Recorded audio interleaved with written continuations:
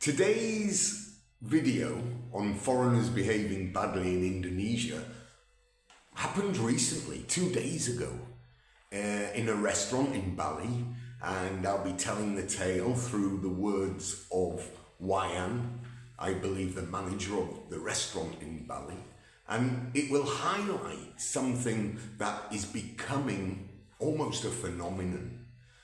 That is, tourists totally misbehaving in every way, shape and form, not listening or thinking about cultural norms, just being self-centered and acting in a disgusting way.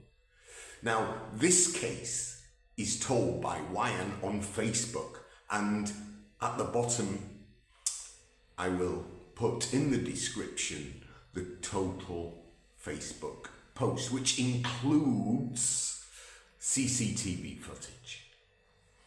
So before we start, I'd like to say when I travelled in the 80s and 90s, yes, there was the odd bad apple, but on the whole, tourists respected both each other and the cultures they were going, whether I was in Indonesia, Australia, etc., etc.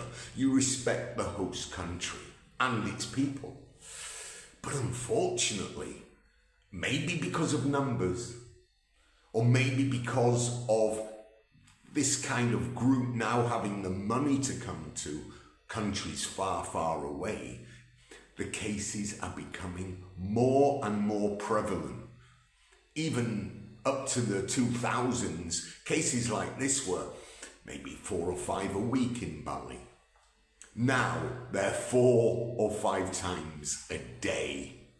And it's getting worse, there's no doubt about it. Now at the end of the video, I'll give my deterrent, what I believe should happen and what I believe the Indonesian authorities could do to deter this kind of tourists.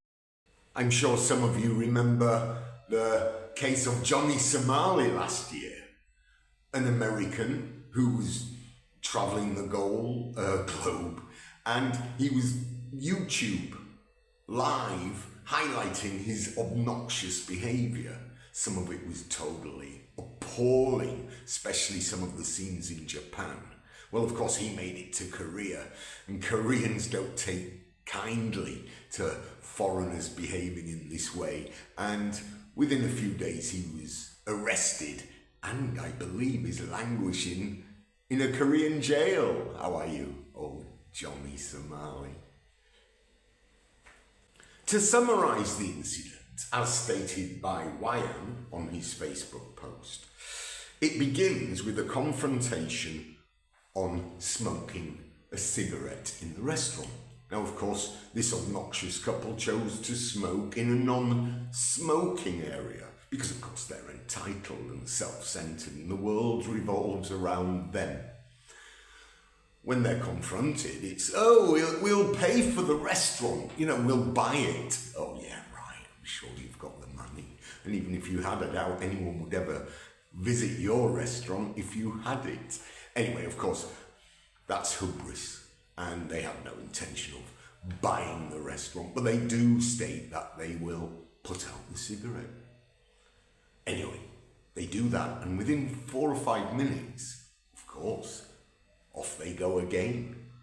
Now this time on confronted, the guy, because this is a guy and a girl, he confronts Wayan. I'll kill you, he says. Well, now we're getting into a threatening behaviour area. Ooh, you can't say that to Indonesians.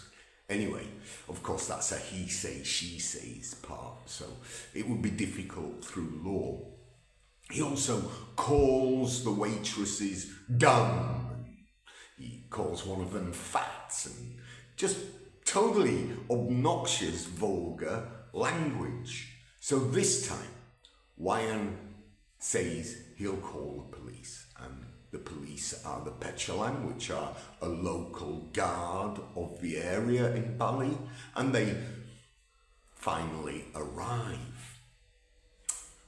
The couple claim that they've done nothing wrong, but of course they're confronted by the CCTV camera.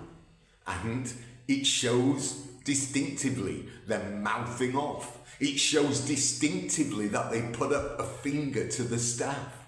So, hey, there's no hiding place. Now, they offer, of course, now they're confronted with evidence. Oh, we'll pay some money. Well, Wayang doesn't want money. So they're forced, and pretty much reluctantly forced, to apologise. And, as Wayang states in his post, the incident is resolved. Well, sort of, because, of course, this is on Facebook, and Facebook has comments. And I assure you, and please read some of them, the comments are pretty ferocious, and they're from locals, they're from tourists, and they're from expats who live in Bali, thoroughly disgusted with this duo. Scumbags. Call the police. Deport them. And just some of the mild statements in the comment section. Because people are very angry, of course.